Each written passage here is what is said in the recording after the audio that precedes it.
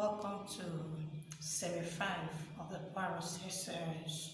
We'll be treating victory over lust. So what is lust?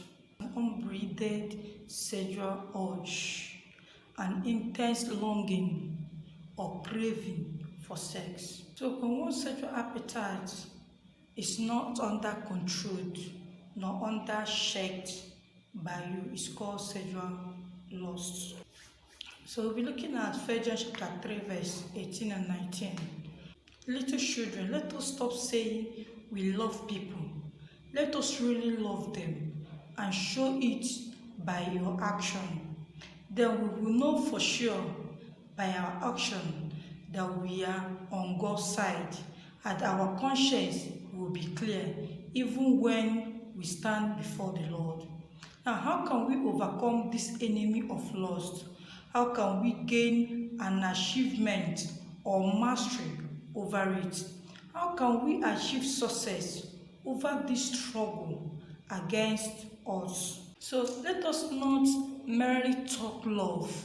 True love demands action.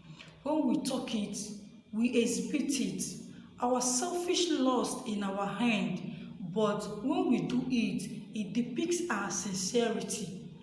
So love is in all doing. Therefore, the evidence of love is the guarantee of truth. So our heart tells us all the truth in this life, whether you are doing the right thing or the wrong, living it as it ought to be. That's why nobody can live to himself about his action. And each step he takes, the word of truth is in our hearts. There is nobody in this life that will lie to himself about his heart, because his heart reveals everything to you. Let's consider 6 things. I call it 6 strategic points to overcome lust. Let's know the great lesson Paul teaches in sacrifice. Merely knowing the law only aggravates our lust. Romans 7 from verse 7 to 17.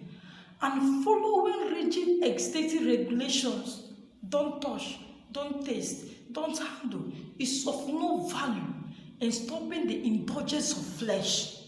Colossians chapter 2, 20 to 23. If the law itself is not powerful enough to turn our hearts away from temptation, then how exactly do we overcome lust? Even annihilate. Let them call you that you are a cake. So let them call you Jew boy and all of that. What you are running for is for your safety. Don't join many. Don't join many in doing what will terminate your life and destiny tomorrow. 2 is develop a covenant eye. Matthew chapter 5 verse 27 to 28.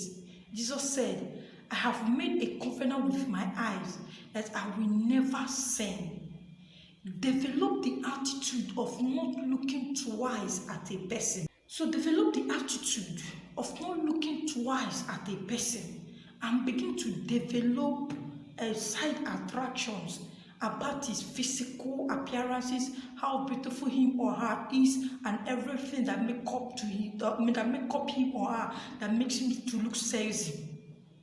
So covenant eye is not that you will not look at anybody. You must surely look at people, because we have eye to look, to gaze.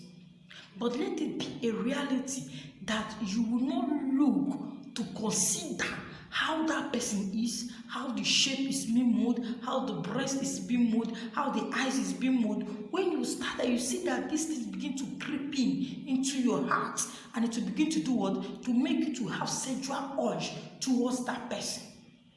When you see a boy that has bodybuilding, your eyes will be like, hey, this guy looks sexy. You people call it 6 packs. Yes, they are very good. But develop your eyes and develop your heart. Not to look, to consider how attractive, how sexy, how physically beautiful him or her is to your admiration.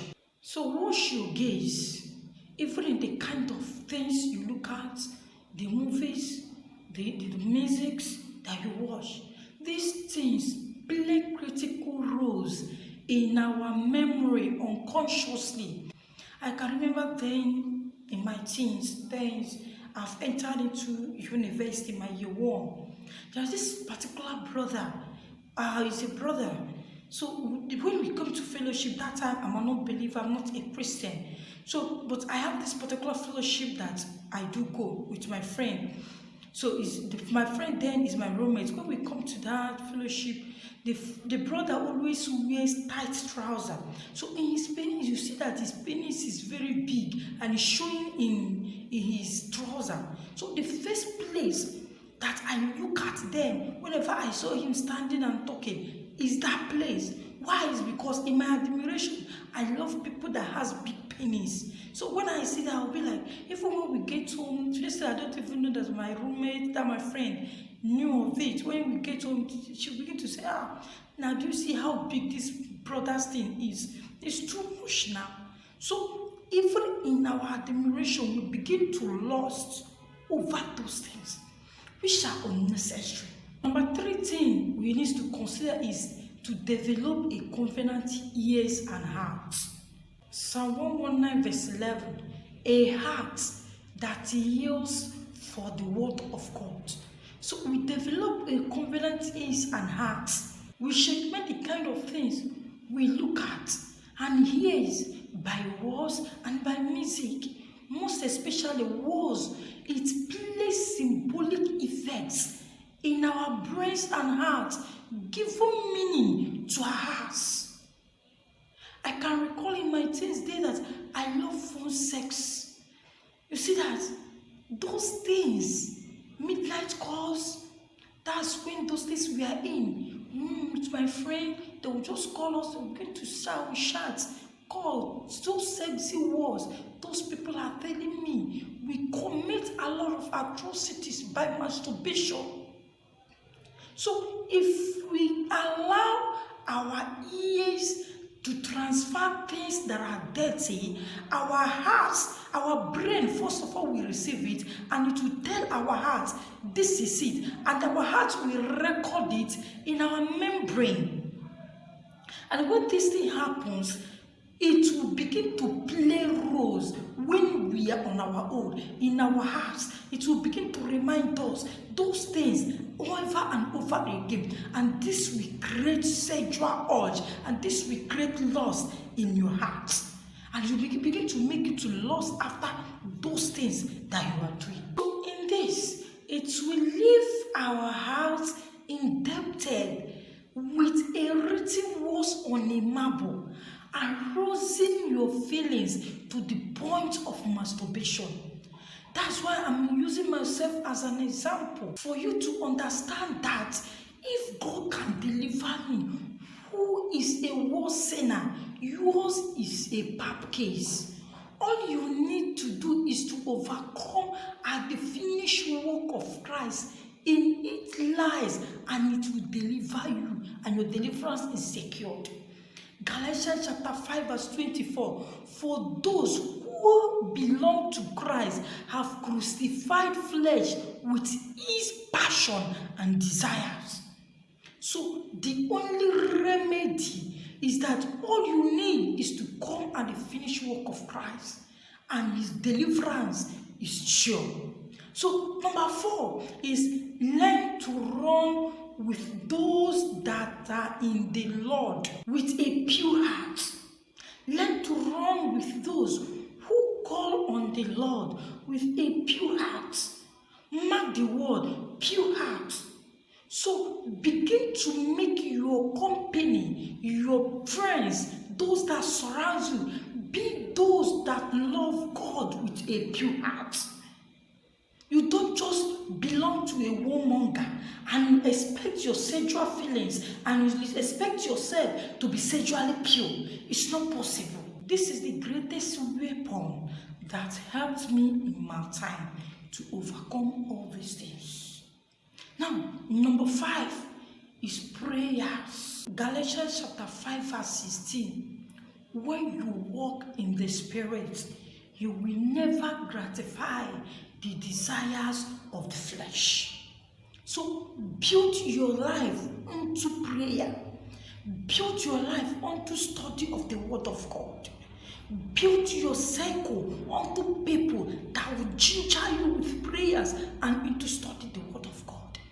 This is the only remedy that can show the spirit of lust in your heart and make you to be a free person and a delivered man from every sexual uncontrollable lust. Learn to take captive of your thoughts. We guard our hearts so we can influence what's coming in and going out. Don't allow those sexual wars to play in your heart. This is number 16. Learn to take captive of your thoughts. Not to allow words to play in your heart.